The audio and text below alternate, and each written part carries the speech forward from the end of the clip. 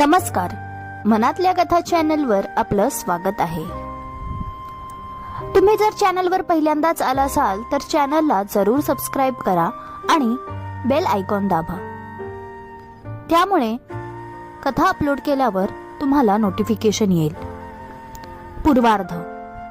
ओढ तुझ्या प्रेमाची भाग 9.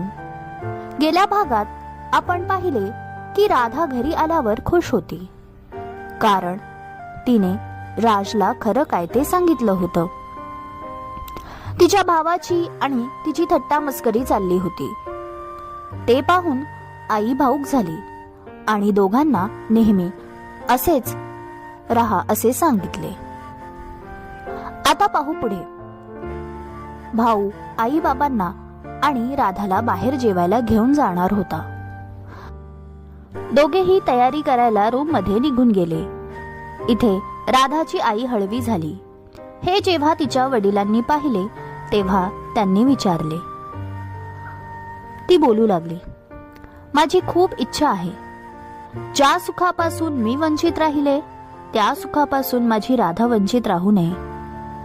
आजही तो दिवस मला आठवतो. किती सहजपणे माझा भाऊ मला बोलून गेला होता, तू माझ्यासाठी मेली आहेस. लहानपणापासून एकत्र वाढलो. आई वडिलांचे संस्कार, एकमेकांविषयी असलेलं प्रेम, जिव्हाळा, सारं काही एका क्षणात तो विसरला होता. इतका मोठा गुन्हा केला होता मी. आजही मला तो दिवस आठवला की फार वाईट वाटतं. प्रत्येक मुलीसाठी माहेर म्हणजे विसाव्याचे ठिकाण. मी मात्र त्या माहेराला कायमचे मुकले. राग, द्वेष, बस हेच माझ्यासाठी होतं का? राधाचे वडील तिच्या आईला समजावत म्हणाले, हे बघ, तू कितीही विचार केला तरी ज्या गोष्टी घडल्या आहेत त्याच्यात बदल करणे काही शक्य नाही. विचार केला तर तुलाच त्रास होणार आहे. झालं गेलं सारं काही विसरून पुढे जायचं आपण ठरवलं आहे. ती डोळ्यातील पाणी टिपत म्हणाली, झालं गेलं विसरता येतं का? खरंच विसरता येतं? आजही जशाच्या तशा गोष्टी डोळ्यासमोर उभ्या राहतात. मनाने लग्न केलं हा खरंच मोठा गुन्हा आहे का? सर्व नाती लांब गेली, दुरावले मी. स्त्रीला खरंच कधी समाजात मान सन्मान मिळतो? वाटलं होतं तुमच्याशी लग्न झालं की मी सारं विसरेल, पण तुमच्याही आईने मला नेहमीच हीन दर्जाची वागणूक दिली. प्रेम विवाह केला होता तो केवळ मीच केला होता का? तुम्ही पण माझ्या सोबतीला होताच ना. मग मीच कशी गुन्हेगार ठरले? सर्वांच्या डोळ्यात मीच वाईट ठरले. एक सुस्कारा टाकत ती म्हणाली, खरंच आपण इतकं वाईट असतो की आपला स्वीकार कोणीच करू नये, आपलं मन कोणीच समजू नये. मी खूप दुखावली आहे. सारं काही आठवलं तरी आज तितक्याच वेदना होतात. असं वाटतं आपण आयुष्यात खूप पुढे आलो आहोत, जगतो आहोत.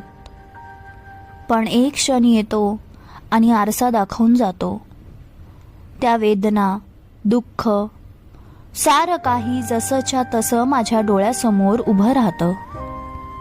आजही मी स्वतःला प्रश्न विचारते, मी खरंच गुन्हा केला आहे का? राधाचे वडील तिची अवस्था समजत होते. त्यांनाही माहित होतं की तिने किती भोगलं होतं. किती जरी प्रयत्न केला तरी लोकांची मानसिकता बदलणे आपल्या हातात नाही हे समजून गेले होते. त्यामुळे त्यांनी कधीच तिला दुखावलं नव्हतं. नेहमी तिच्या बाजूने उभे राहिले. आज मात्र तिच्या मनाची होणारी घालमेल ते समजत होते. खूप वर्षानंतर आज जुन्या आठवणी काढून ती जणू स्वतःचं मन मोकळं करत होती. त्यांना माहित होतं तिच्या मनाला झालेली जखम खूप खोल आहे. कधीतरी बोलून मन मोकळं झालं तर तिला नक्कीच बरं वाटेल, म्हणून आज ते तिला बोलू देत होते. ती पुन्हा बोलू लागली, तुम्हाला माहित आहे, दोघांचं संगोपन करताना मी एक खबरदारी घेतली. ती म्हणजे काहीही झालं तरी त्या दोघांमधील जिव्हाळा प्रेम कायम राहिले पाहिजे. परिस्थिती कशीही असली तरी एकमेकांना साथ दिली पाहिजे. हीच तर ताकद असते. हीच एक आशा असते जी आपल्याला कायम जिवंत ठेवते. आपल्या जवळच्या माणसांचा हात आपल्या पाठी असला की कितीही मोठी संकट येऊ देत आपण त्यातून बाहेर पडतो. नाहीतर आपल्या माणसांनी साथ सोडली तर क्षुल्लक गोष्टीतही आपण पराजित होतो. माझ्या मुलांनी आनंद असो वा दुःख त्यात एकजुटीने सामील होऊन एकमेकांचा आधार बनावं. सारं बोलून झाल्यावर तिने राधाच्या वडिलांचा हात पकडला आणि म्हणाली, तुम्ही माझ्यासोबत तटस्थ उभे राहिला, नेहमी माझी बाजू घेतली, प्रत्येक वेळी मला समजून घेतलं. कदाचित त्यामुळे मी जगू शकले. तुमचे खरं तर उपकार आहे, नाही तर मी कोणत्या स्थितीत असते देव जाणे. त्याने तिचे डोळे पुसले आणि म्हणाला, वेडी आहेस का? माझे आभार मानते. तुझा नवरा आहे मी. ते माझं कर्तव्य होतं. यापुढेही माझी साथ कायम आहे. हो, मला तुमच्यावर पूर्ण विश्वास होता आणि आहे. आता आपण आत्ताचा क्षण जगूया बायको. जे झालं ते झालं. आपल्याला फक्त आता पुढे बघायचं आहे.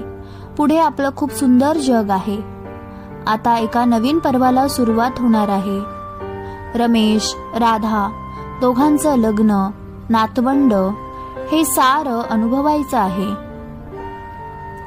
रडण्याचे दिवस गेले. फक्त सुखी आनंदी आयुष्य जगायचं आहे. त्यात तुझी साथ हवी आहे. मला काय पाहिजे? माझी बायको आणि मुलं खुश आहेत, हेच मला पुरेसे. माझ्या परिवारात माझं सुख. क्रमश. कथालेखन अश्विनी कुणाल ओगले. श्रोते हो, तुम्हाला आजचा भाग आवडला असेल तर एक लाईक जरूर द्या आणि कमेंटमध्ये कथा कशी वाटली हेही जरूर सांगा.